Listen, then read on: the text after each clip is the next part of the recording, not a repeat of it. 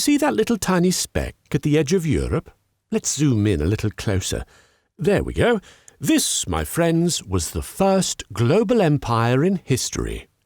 Well, no, that's actually only Portugal, but if I were to show you all of its possessions, well, then it starts looking a little bit better, doesn't it? Of course, things did go wrong somewhere, but we'll get to that in a little bit. First, let's see how they did it, and, more importantly, why. The short answer is that people in the Middle Ages absolutely loved their pepper. In fact, they loved it so much that whenever someone started charging too much, bad things would happen to them. When the Ottomans conquered Constantinople in 1453, they too thought that controlling the spice trade was basically free money. This time, however, the Europeans weren't quite ready to give the Ottomans a taste of instant karma. And so, Europe would suffer half a century of spice withdrawal, until Portugal found another way to Asia by sailing all the way around Africa. The Portuguese set up shop very quickly, conquering ports along the way from practically whoever. Pretty soon, Portugal was the spice daddy of Europe, giving free hits to friends and making bank off of everyone else. Suddenly, once poor Portugal had more money than it knew what to do with. Want to have the biggest ship ever built with over 300 cannons? Easy. Want to buy prime real estate from the oldest empires in history? Done! Hell, you can even colonize half a continent while you're at it. In fact, since the world is practically yours already, why not just divide it up with your friends? Well, that's what Portugal and Spain were thinking during one particular spice-induced trip. Spain gets the Americas, except Brazil, while Portugal keeps all of Africa and Asia as well. Sounds simple, doesn't it? So, where did it go wrong? Well, Portugal's absolute monarchy was absolutely certain that they had to have absolute control over absolutely everything. Now, the type of adventurer willing to risk life and limb thousands of miles from home doesn't generally take orders like that very well. So many of Portugal's trusted officials were, in reality, nothing more than pirates, happy to confiscate, steal, raid, smuggle, embezzle, and even create the odd international incident. One of the first Portuguese captains to reach China promptly stole an island as his first order of business, then built a fort on it, and proceeded to kidnap local children to sell into India. Lovely.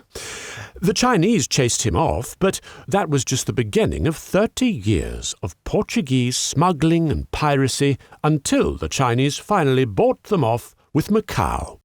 But, all things considered, the Portuguese Empire could have survived the rampant corruption of its unscrupulous agents. After all, they had God on their side. Or so it seemed. Until Martin Luther nailed a pamphlet to a church door in Germany, starting a theological feud that would change the course of history. The Protestant Reformation did the most dangerous thing possible. It gave people ideas.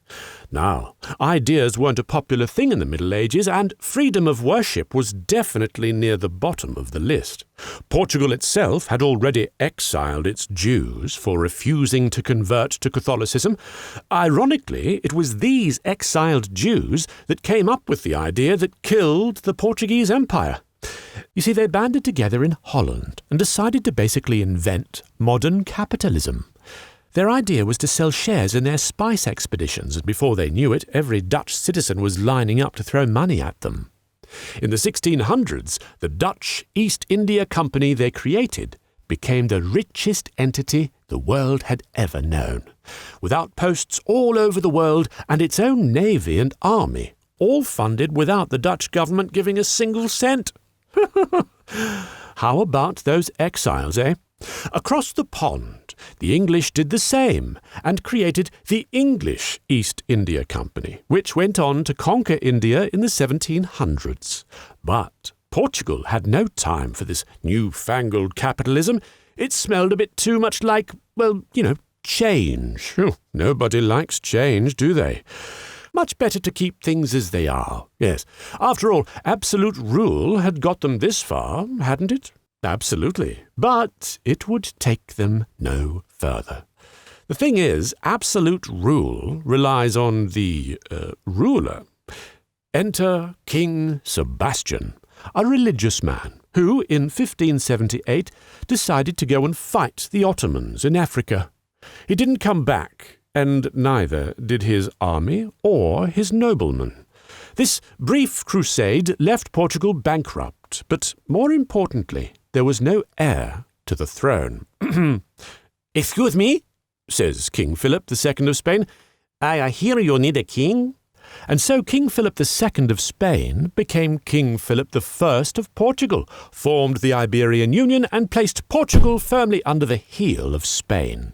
Suddenly, Portugal inherited all of Philip's enemies, the English, Dutch, French, the Ottomans, and basically anyone who wasn't a Catholic.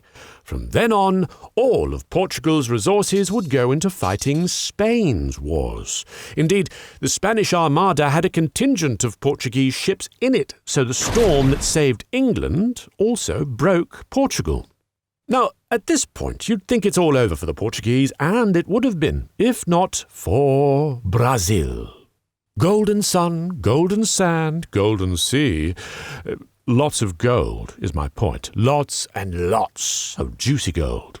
It was the gold from Brazil that kept Portugal on life support for most of the 18th century. Indeed, the royal family even stayed there for an extended holiday when Napoleon was conquering Europe. But the royals gave Brazil a taste for home rule. So once they'd returned to Portugal, Brazil promptly declared independence. Okay, so Portugal have lost India, the Asiatic coasts, Brazil. What's left? Yes, Africa. Portugal wanted to develop their African holdings by connecting Angola and Mozambique with an east-west corridor across Africa. Unfortunately, the British had their own ambitions of a north-south corridor from Cairo to Cape Town, and so got a bit cross with the Portuguese. A few more decades of royal inaction, and people finally took matters into their own hands. First, they shot the king, and then they argued for 2 years on what to do before settling on building a republic. Arguably, the official end of the Portuguese Empire came when it returned Macau to China in 1999, though by that point it was merely a formality. Ultimately, it was capitalism that did it in. From the moment the Dutch started their crowdfunding expeditions, the writing was on the wall, and it wasn't in Portuguese. Ladles and jelly spoons, thank you for watching, my dear, dear friends. I hope you enjoyed this video. Please do subscribe, like, forward to the world, and in case you didn't before, do it again, and I'll see you in a couple of weeks for the next side quest. I tell you, jolly good.